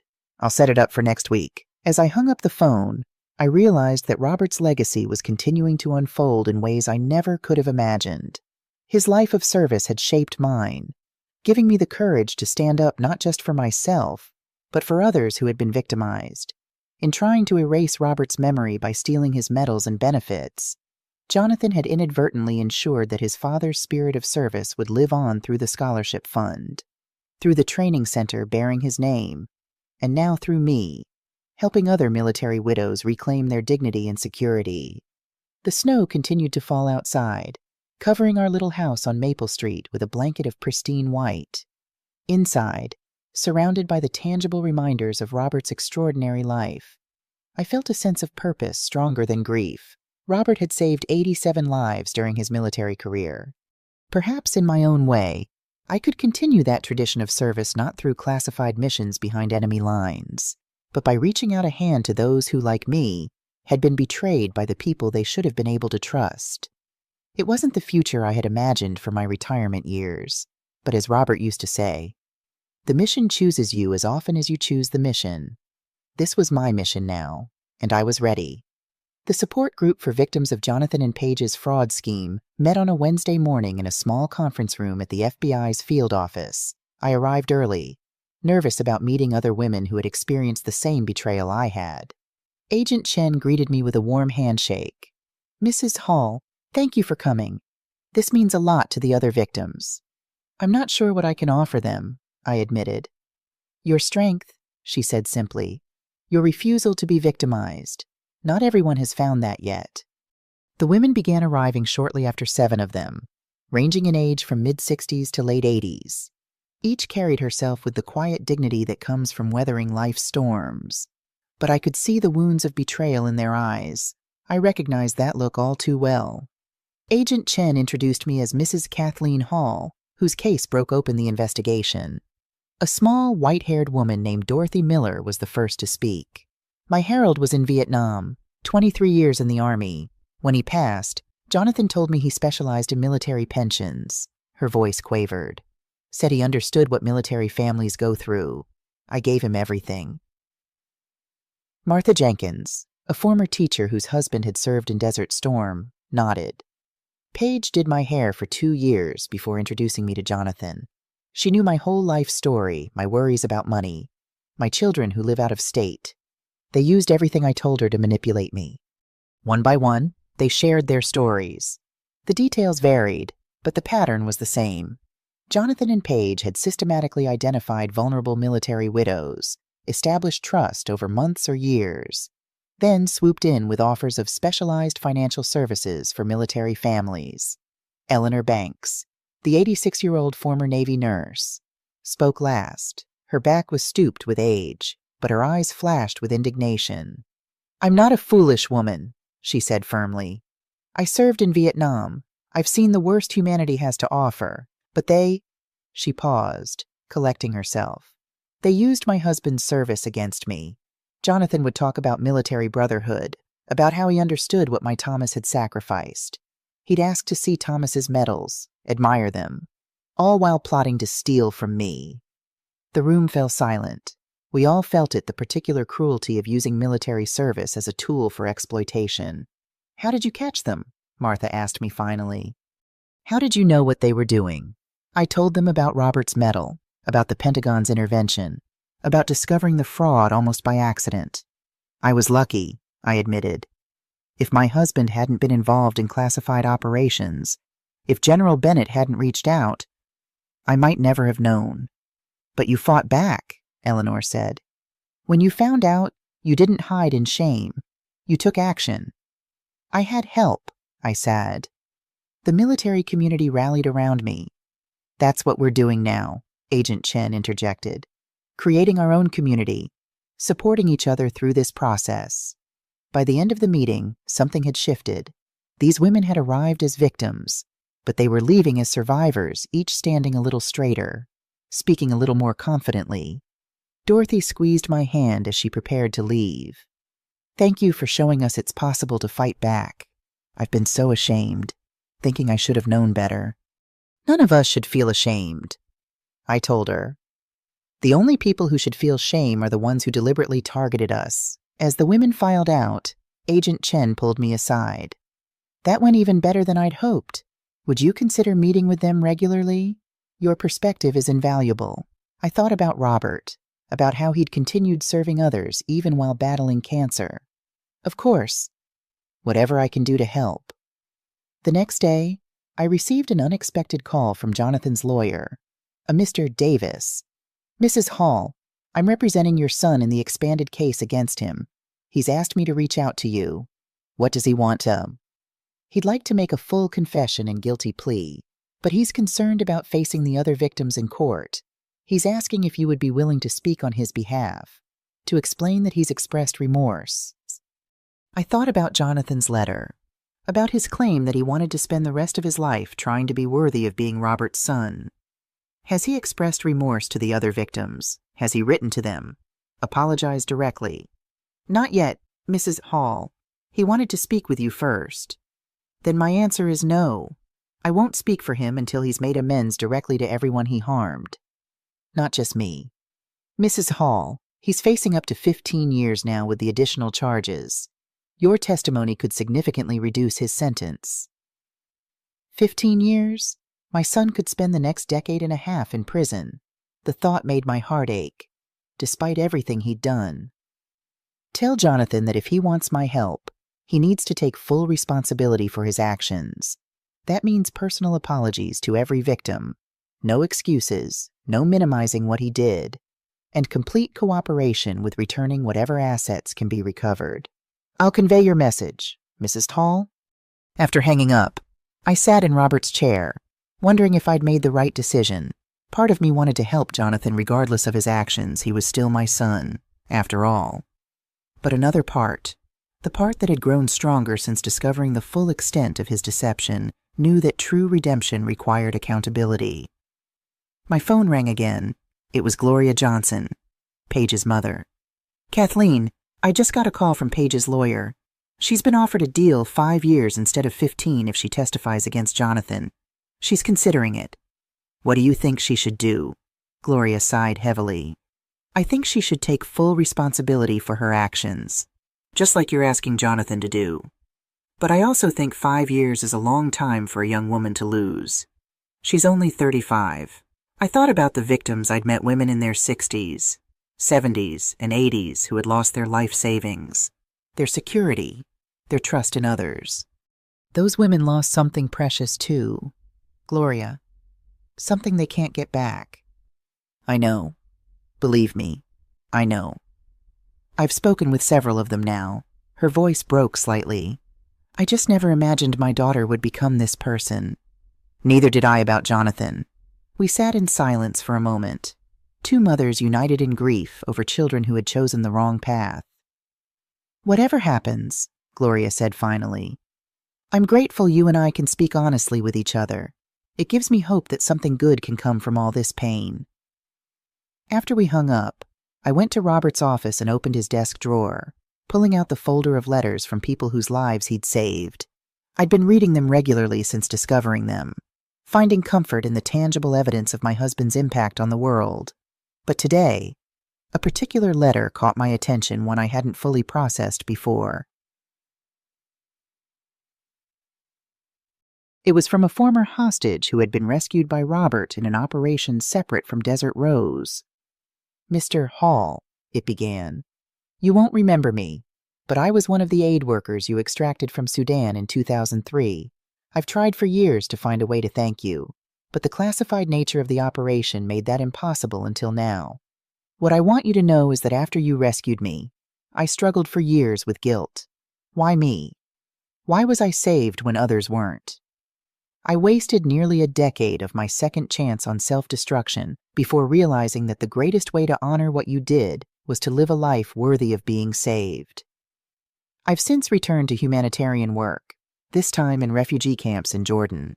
Every life I help now exists because you risked yours for me then. Your courage created a ripple effect that continues to this day.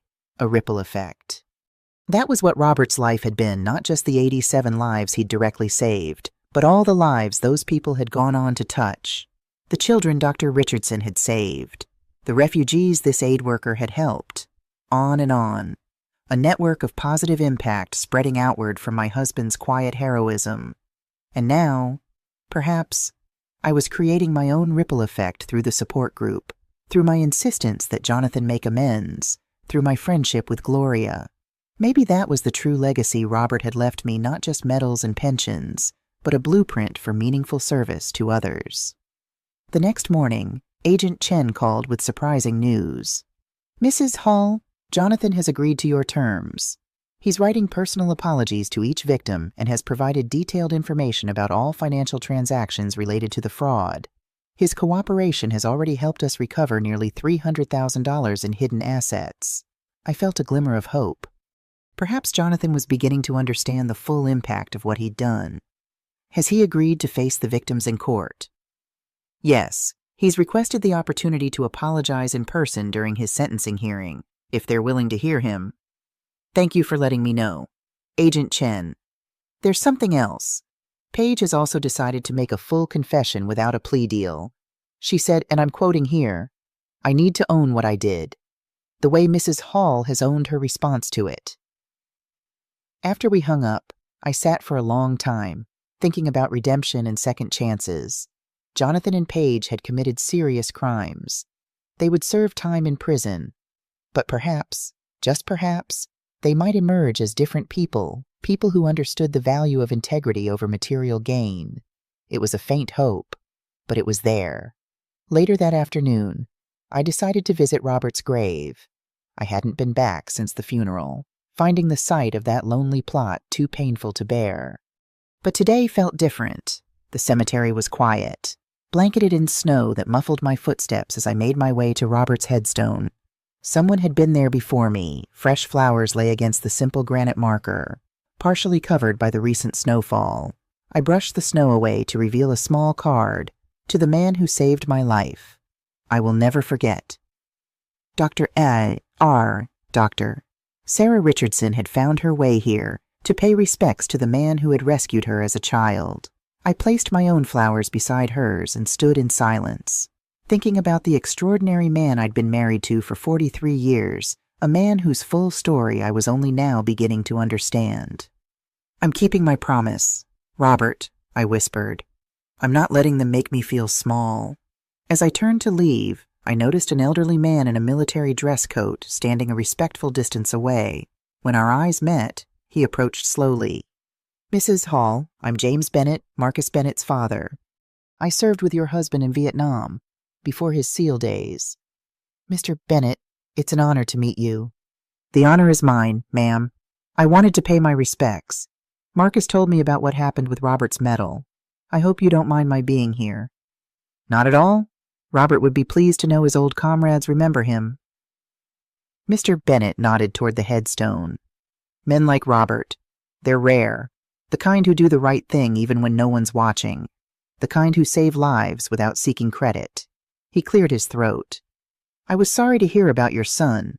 That's a heavy burden for a mother to bear." "It is," I admitted. "But I'm learning to separate the love I have for my son from the actions he's taken. One doesn't excuse the other." "That's wisdom. Mrs. Tall. Pure wisdom. He glanced at his watch. I should be going, but I wanted you to know that Robert's brothers-in-arms haven't forgotten him. If you ever need anything, you just call Marcus. He'll get word to me. As he walked away, I felt a sense of connection to a part of Robert's life I'd never fully accessed before the brotherhood of those who had served alongside him, who had understood him in ways I couldn't. It was another piece of the puzzle, another facet of the complex man I'd loved for over 4 decades. When I returned home, there was a letter waiting for me from Jonathan. Unlike his previous letter, this one was several pages long, written in a hand that seemed less careful, more urgent. Mom, it began, I've spent the last week writing apology letters to each of the women Paige and I defrauded. It's been the hardest thing I've ever done, looking squarely at the pain I've caused, the trust I've betrayed, the security I've stolen. I won't make excuses. What I did was deliberate and calculated. I convinced myself these women wouldn't miss the money, that their husbands' military benefits were somehow less deserved than what I wanted for myself.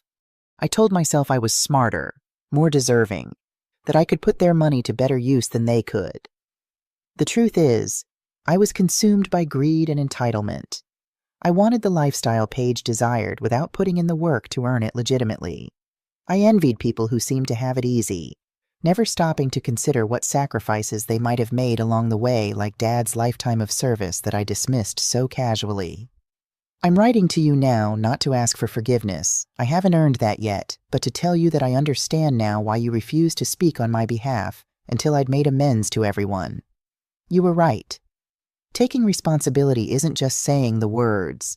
It's facing the people you've hurt and acknowledging the full weight of what you've done. My lawyer says I'm looking at 8-10 years now, even with cooperation. That's a long time to think about my choices, but I'm going to use that time. Mom, I'm going to learn everything I can about Dad's service, about the code of honor he lived by that I so completely failed to understand. I don't know if there's a way back from what I've done, but I'm going to try, one day at a time, to become someone you and Dad wouldn't be ashamed of. It was signed simply, Your son, Jonathan.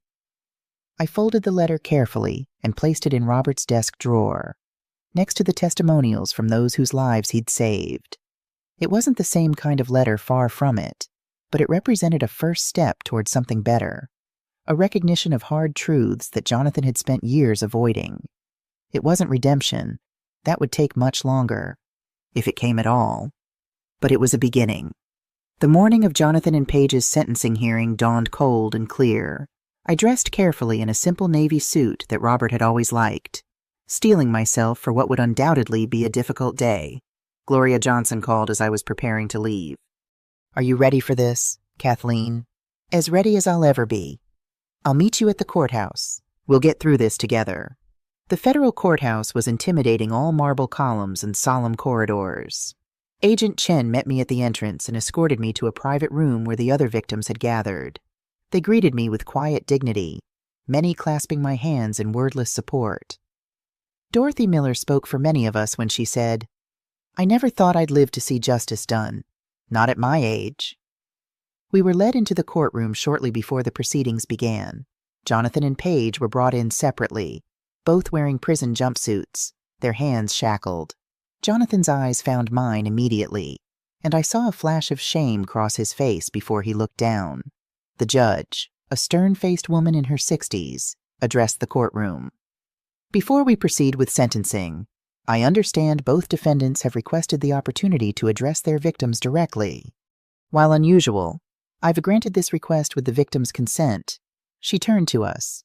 Ladies, you are under no obligation to listen to these statements. If at any point you wish to leave, you may do so. None of us moved. We had come this far. We would see it through. Jonathan spoke first, standing with his shoulders squared despite the shackles. I want to start by saying that no apology can undo the harm I've caused. What I did was calculated, deliberate, and inexcusable. I targeted you because I saw your grief and your trust as weaknesses to be exploited. I used my knowledge of military families to gain your confidence, then betrayed that confidence for my own financial gain. His voice broke slightly, but he continued, "I've written to each of you individually, but I wanted to say publicly that I accept full responsibility for my actions. I'm not asking for forgiveness. I'm not asking for leniency. I'm simply acknowledging the pain I've caused and promising to spend the rest of my life trying to become someone better than the man who stands before you today." One by one, he addressed each victim by name, referencing specific details of how he had betrayed their trust. He didn't minimize his actions or offer excuses. When he reached my name, he paused, visibly struggling. "Mom, Mrs. Tall, I betrayed not only your trust, but my father's legacy. I tried to sell his Medal of Honor, a symbol of his courage and sacrifice, to fund my own greed. I stole the benefits he left to secure your future. And I did all this while telling myself I was somehow entitled to it. There are no words adequate to express my shame." When Jonathan finished, there wasn't a dry eye in the courtroom, not because his words had absolved him, but because the full weight of his betrayal had been laid bare. Paige spoke next, her usual poise replaced by genuine remorse. "Like Jonathan, I want to take full responsibility for my actions. I was the one who identified potential victims through my salon. I deliberately cultivated relationships with you, learned your vulnerabilities, then passed that information to Jonathan to exploit. I was motivated by greed, by a desire for status and luxury that I wasn't willing to work honestly to achieve." She turned to address me directly. "Mrs. Hall, I came into your home days after your husband's funeral and tried to manipulate you into selling his medals. I spoke disrespectfully about a man who had served his country with honor. I treated you as someone to be managed and controlled rather than a grieving widow deserving of support. For that alone, I deserve whatever sentence I receive." The judge allowed impact statements next. Eleanor Banks, the 86-year-old former Navy nurse, spoke for all of us with quiet dignity. "I won't be alive when you're released from prison," she told Jonathan and Paige. "The money you stole represented my lifetime of service and my husband's military pension. I can't get those years back, but I want you to know that while you've taken my financial security, you haven't taken my dignity. That remains mine." When it was my turn to speak, I stood slowly, feeling the weight of responsibility to represent not just myself, but Robert as well. My husband served this country for 26 years, much of it in classified operations that required him to risk his life without public recognition. He saved 87 American lives in documented missions.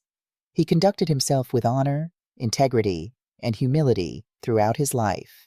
I turned to face Jonathan directly. My son grew up with this example before him every day, yet chose a path that betrayed everything his father stood for. The medal he tried to sell represented one of the most successful hostage rescue operations in Navy SEAL history, a mission in which Robert saved 6 American lives, including an 8-year-old girl who grew up to become a doctor, saving hundreds of children's lives today. I paused, gathering my thoughts.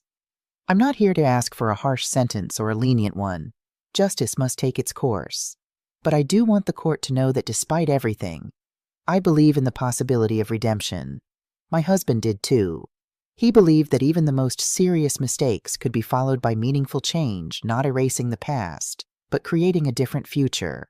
I returned to my seat as the judge prepared to announce the sentences. She addressed Jonathan first. "Mr. Mowell, you have pleaded guilty to multiple federal felonies, including mail fraud, wire fraud, identity theft, insurance fraud, and conspiracy to defraud. Your targeting of elderly military widows represents a particularly egregious breach of trust. The court sentences you to 8 years in federal prison, followed by 5 years of supervised release." She turned to Paige. "Mrs. Hall, you have pleaded guilty to similar charges, with the additional element of using your business to identify and groom potential victims. The court sentences you to 5 years in federal prison, followed by 3 years of supervised release. Both defendants will make full restitution to their victims, with terms to be determined by the probation department." As Jonathan and Paige were led away, Gloria joined me in the corridor outside the courtroom. 8 years, she said softly. "He'll be 46 when he gets out." "Paige will be 40, I replied. We stood in silence, 2 mothers contemplating the wasted years, the consequences of terrible choices. "What will you do now?" Kathleen, Gloria asked finally. Honor Robert's legacy the best way I can. Support the other victims. Maybe help others avoid similar fraud. I gave her a small smile. What about you? I'm going to volunteer with military families. Try to give back something of what Paige took away. It won't fix anything, but it might help me make sense of all this. We embraced before parting an unlikely friendship born from our children's crimes, but genuine nonetheless. When I returned home, there was a message waiting from General Bennett, asking me to call him at my earliest convenience. Mrs. Hall, he said when I reached him, I wanted to update you on the Pentagon ceremony we discussed. The Secretary of the Navy has confirmed May 15th Armed Forces Day for the official recognition of Operation Desert Rose. We'd be honored if you could attend. Of course. General, I wouldn't miss it.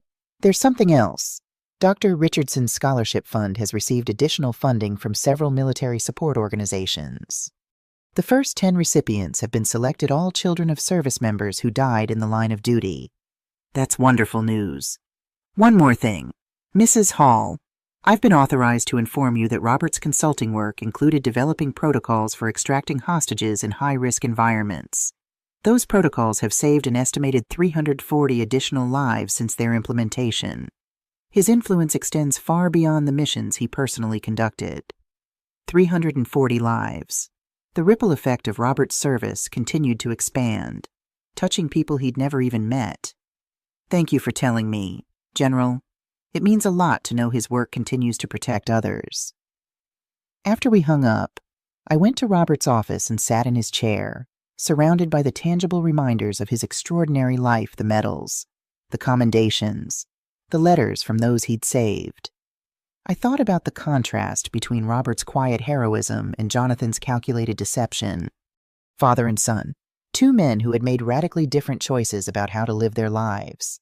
Yet even now, I couldn't help but hope that something of Robert's character might yet emerge in Jonathan, not erasing his crimes, but perhaps guiding him toward a more honorable future. 8 years was a long time. People could change, if they truly wanted to. The Pentagon ceremony exceeded even my expectations. Held in the same Hall of Heroes where I'd first met Robert's teammates, it was attended by high-ranking military officials, former hostages and their families, and even the president, who presented me with a special presidential citation honoring Robert's service. Mrs. Hall, the president said, shaking my hand, your husband's classified work saved American lives and protected our national security. His legacy continues through the protocols he developed and the men and women he trained. Our nation owes him a debt of gratitude we can never fully repay. Doctor, Sarah Richardson was there, now the head of a prestigious pediatric surgery department. She introduced me to her husband and their 2 children lives that would never have existed if not for Robert's courage that night in Syria. My daughter is applying to medical school, she told me, gesturing to a poised young woman of about 20. She wants to follow in my footsteps, just as I followed in my father's. 3 generations of doctors, made possible by your husband's bravery.